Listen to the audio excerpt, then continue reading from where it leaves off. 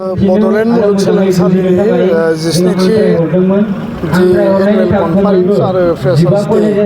बिथांमोना जथाय खुंदों। दिनै बिथांमोना हांख्रायनाय बायदि आं बाहागो लाफैदों। बड'लेण्ड मुलुगसोलोंसालिया बड'लेण्ड ओनसोलनि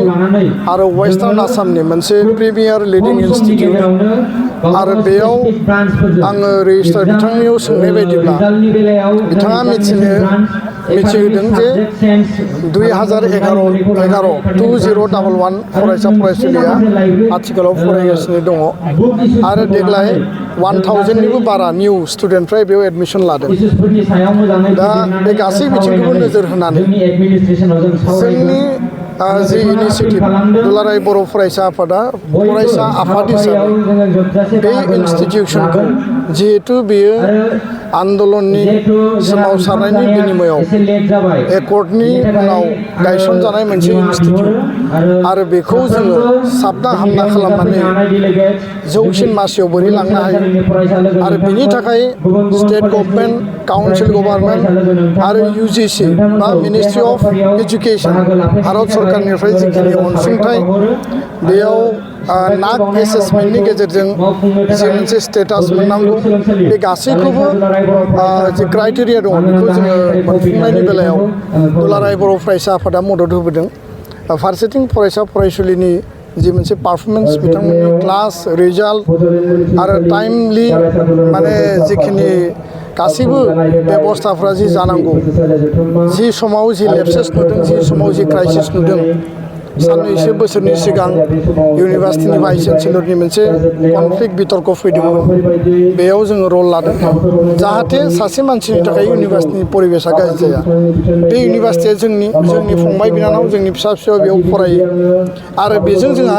हारि दानाय ओनसोलखौ जौगाहोनाय आरो दिनैनि यां जेनेरेसनखौ दानायनि जोंहा सिमां दङ। बिथांमोननि केरियार बिथांमोननि जिउखौ फारसेथिं माहारिबादखौ बिथा खालामनानै बुहुम फरायसालियाव फरायनाय साफ्रोमबो फरायसा फरायसुलिया जाहाथे समाज आरो हारिनि फारसे गावनि दायबद्धता आरो रेसपन्सिबिलिटिखौ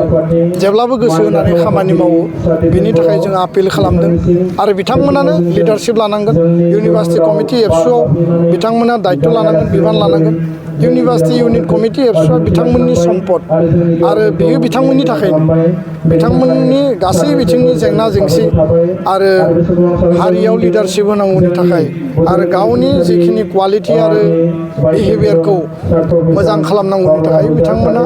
एबसुआव थानानै खामानि मावनानै हारि सिबिनायनि खामानिखौ मावनो हायो। बेजों फरायनाया खुनु नस्थ' जाया। एबसुआव हाबा मावनानै केरियार नस्थ' जानायनि खोथा गैया। बेखायनो दिनैनि जि फ्रेशार्स जथेस्थ' बेयाव फरायसा फरायसुलि इउनिभार्सिटियाव दङ खिन्थु नाम्बार्स अफ पार्टिसिपेन्टआ जथेस्थ' खम जादों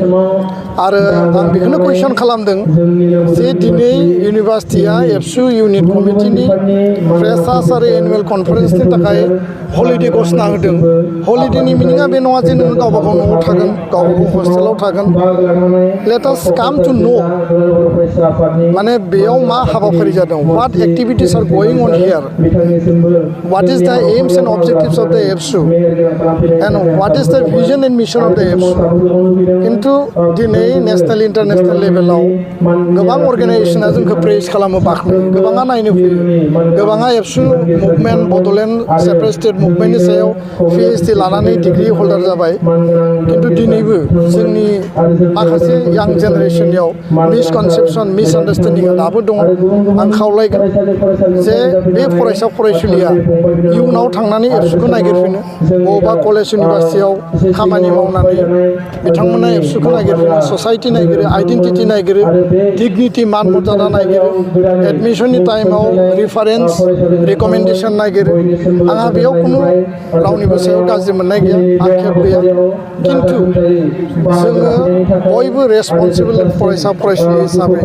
जोंनि मावनो गोनां आरो जोंनि हारिनि फारसे रेसपन्सिबिलिटिया मा बेखौ बयबो बुजिनांगौ। आं बेखिनि बाथ्राखौ फोरमायदों। गोजोन्थों। जिस्निथि बोसोरारि जथुम्मा बड'लेण्ड मुलुगसोलोंसालिनि बियो खुब जारिमिनारि सान। मानो होनोबा गिबि खेबनि थाखाय बड'लेण्ड मुलुगसोलोंसालि एबसुआ डेलिगेट सेसनखौ सानसे सिगां लानानै जों गासैबो कलेजेसनि इउनिट एबसुफोरखौ हांख्रायहरदोंबाबो बिथांमोना माखासे प्रब्लेमनि थाखाय जोंनियाव बाहागो लाफैनो हायाखै गासै 15निफ्राय 20टा कलेजा जोंनियाव बाहागो लाफैदों आरो बिथांमोननि जेखिनि प्रब्लेम बिथांमोननि कलेजाव इउनिभार्सिटिजों रिलेटेड इशुसफोरखौ जोङो मैयानि डेलिगेट हलाव बोखांनानै लादों दा बिथांमोननि माखासे समस्याफोरा खुब माने साननो गोनां बिथांमोना गावसिनि कलेजाव थानाय डिपार्टमेन्टआ जोंनि इउनिभार्सिटियाव गैया जेरै हमनानै ला क'क्राझार गभर्नमेन्ट कलेजाव फिल'सफि आरो ससिय'लजि डिपार्टमेन्टआव फरायनाय गथ'फोरा गुवाहाटी इउनिभार्सिटियाव खुब सम्भब जोंनि बर' गथ'फ्रा STPआव मोनो बा जेनेरेलाव मोनो साफा सानैया दा माखासे गथ'फोरा माने डिप्राइभ जानाङो कि जोंनि लकेलाव इउनिभार्सिटि थानायाव डिपार्टमेन्ट गैयिनि थाखाय दा आङो आपिल खालामदों